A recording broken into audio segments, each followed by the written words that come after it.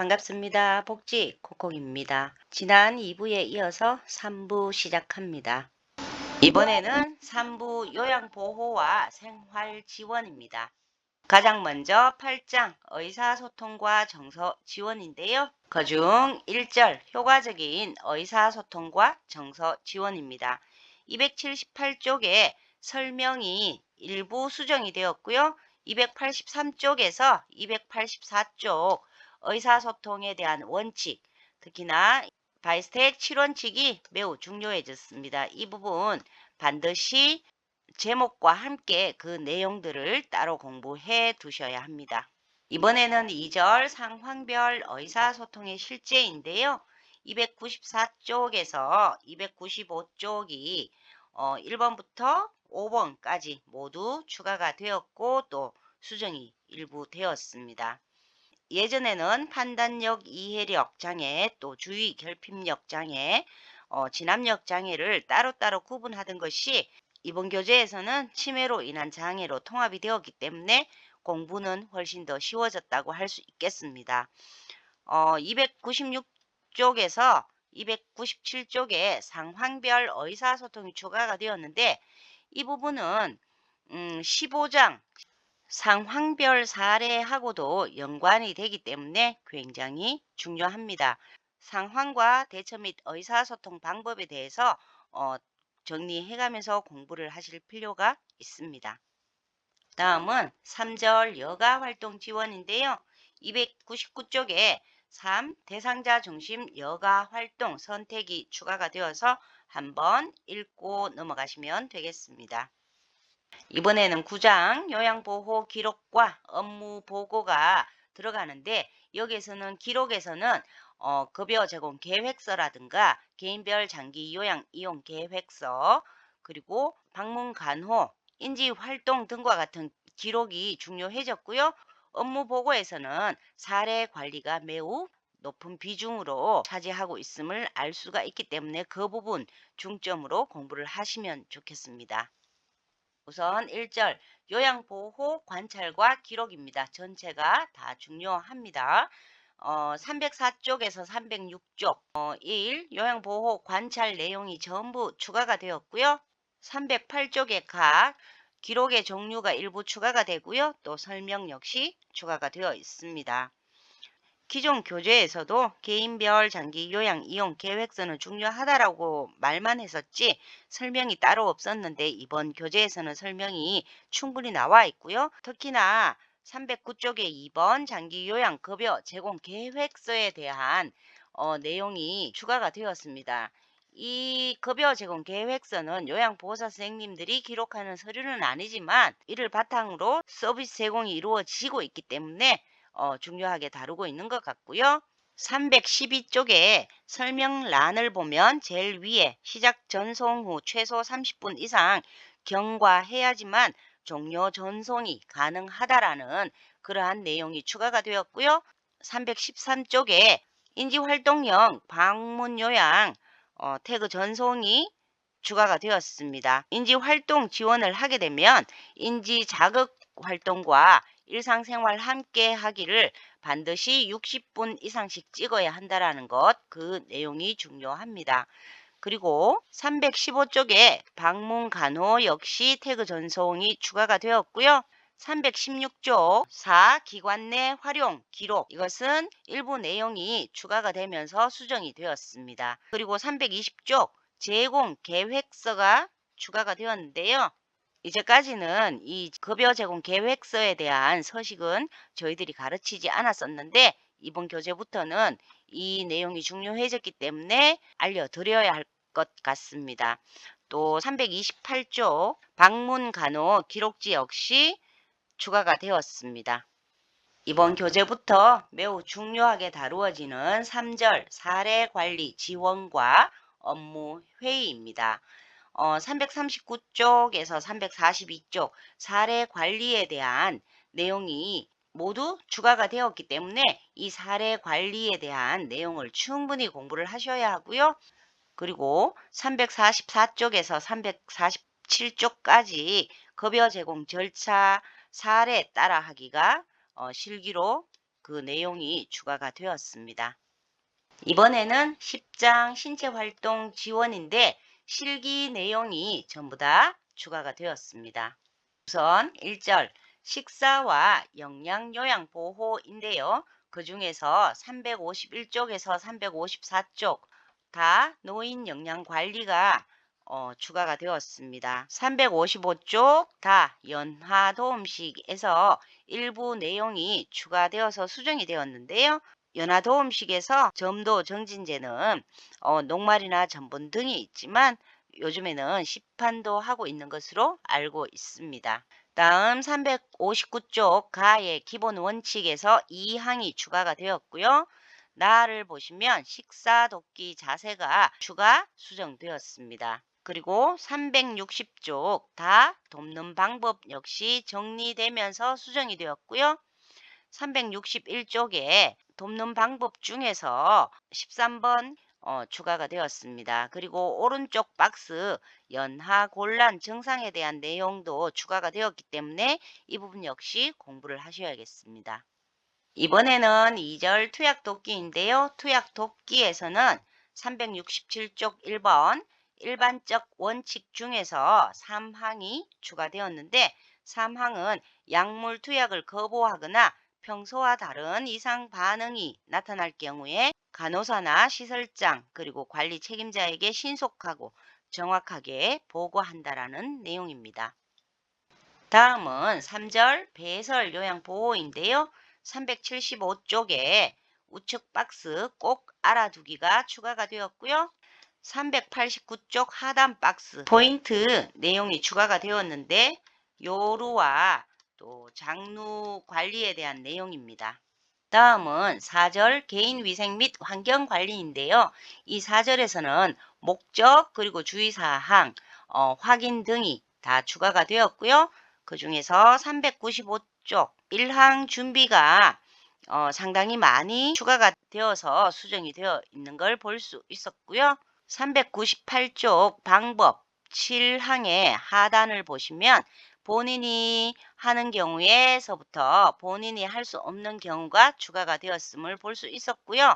401쪽에서는 오른쪽 박스 하단에 분실 예방을 위해 에서부터 쉽게 한다라는 내용이 추가가 되었고요. 402쪽에서는 주의사항이 추가 및 수정이 되었고 7항은 추가된 내용으로 머리를 감은 후에 한기를 느낄 수 있으므로 헤어드라이어를 사용하여 신속하게 말리는 것이 좋으며 머리로부터 10cm 이상 떨어뜨려서 사용한다라는 내용이 추가되었습니다.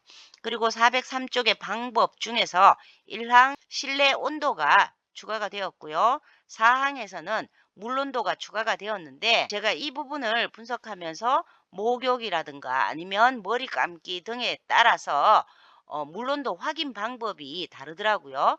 대상자에게 확인하게 하는 방법이 있고 요양보호사가 직접 확인하는 방법이 있기 때문에 그 부분 구분해서 공부를 해 두셔야 할 것 같습니다.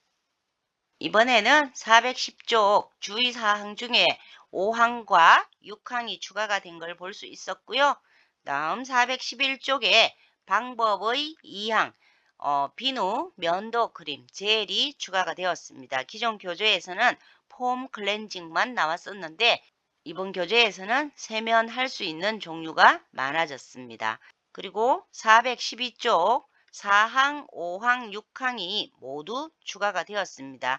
면도에 대해서 좀 더 공부를 해 두실 필요가 있겠습니다. 역시 412쪽 7 목욕 돕기의 목적 중에서 2항과 3항이 추가가 되었고요.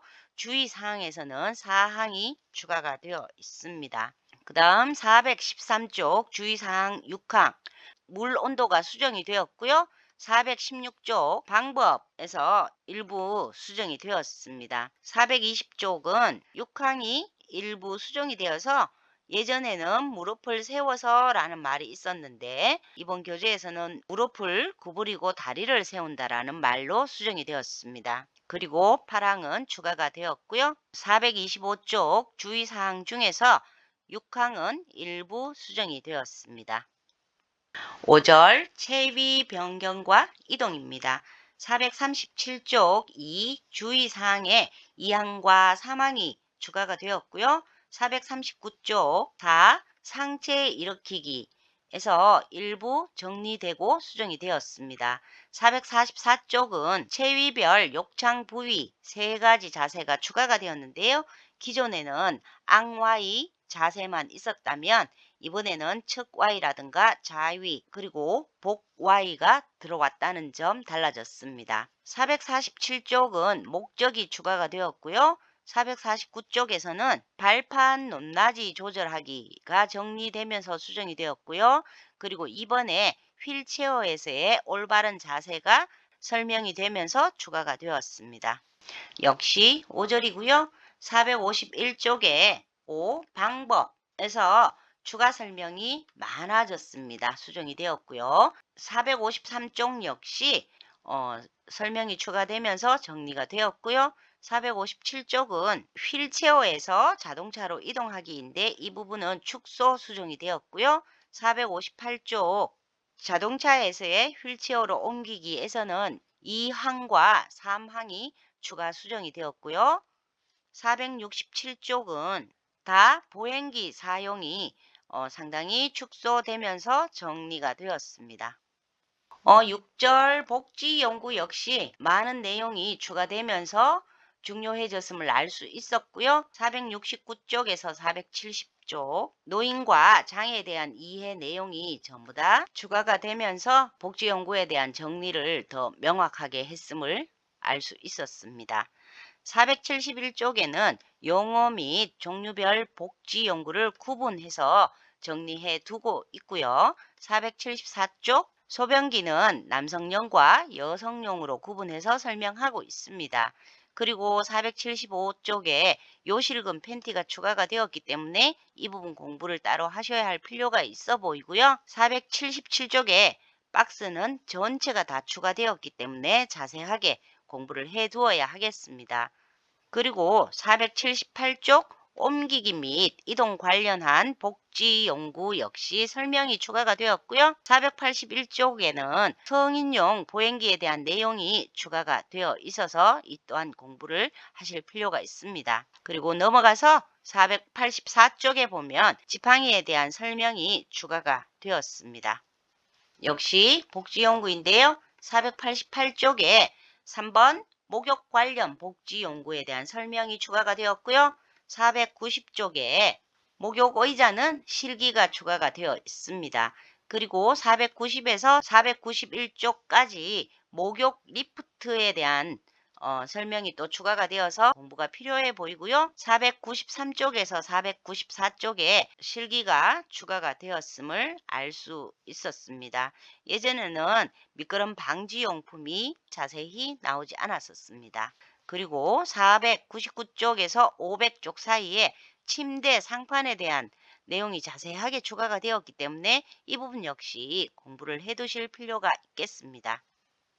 이번에는 가사 및 일상생활 지원입니다. 먼저 1절 일상생활 지원의 원칙인데요. 512쪽에 일상생활 지원의 수준과 방식에 대한 설명이 추가가 되었음을 알 수 있었고요. 2절 식사관리는 513쪽에 식사관리의 기본이 요약, 축소되어서 정리가 되어 있습니다. 그리고 516쪽 주요 급원식품이 요약 정리가 되어 있는데 일부 추가가 되어 있습니다.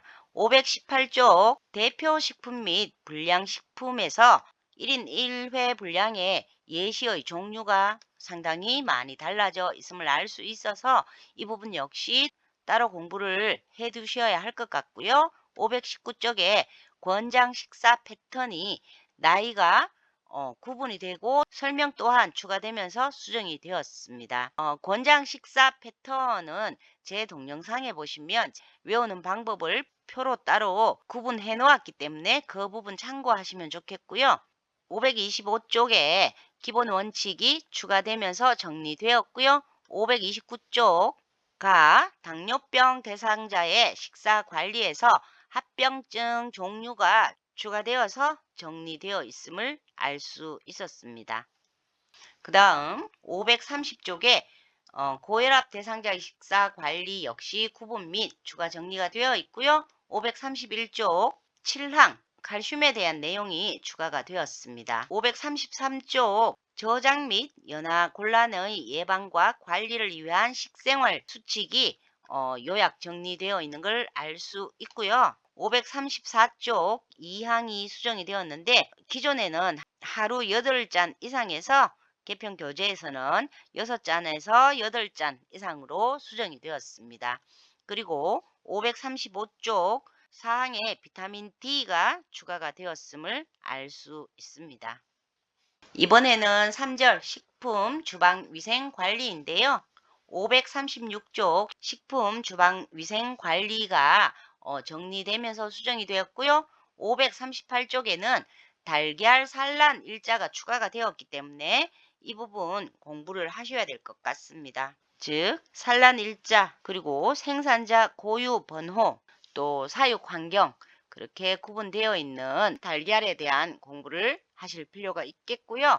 542쪽 염소 소독제의 소독 방법이 추가되어 있습니다. 그리고 543쪽 냉장실이 정리되고 수정이 된 걸 볼 수 있었고요. 544쪽에서는 3. 수세미와 행주에서 앞치마가 추가가 되었고요. 그리고 6번 쓰레기통 역시 위생관리에 추가가 되었음을 볼 수 있었습니다.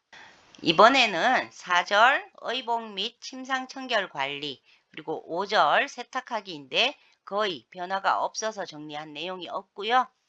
6절 외출 동행 및 일상 업무 대행에서는 555쪽에서 556쪽 사이에 병원 동행하기만 추가가 되었기 때문에 이 부분 공부를 해 두실 필요가 있겠습니다. 이번에는 7절 주거 환경 관리입니다. 558쪽 대상자와 주거 환경에 대한 설명이 추가되면서 정리가 되어 있는 것을 볼 수 있고요. 566쪽에서 568쪽 치매 노인의 환경 지원 지침이 모두 추가가 되었기 때문에 이 부분 중요하게 다루고 있음을 알 수 있습니다. 공부를 열심히 하셔야 할 파트인 것 같습니다. 감사합니다. 복지 콕콕이었습니다. 마지막 4부에서 뵙겠습니다.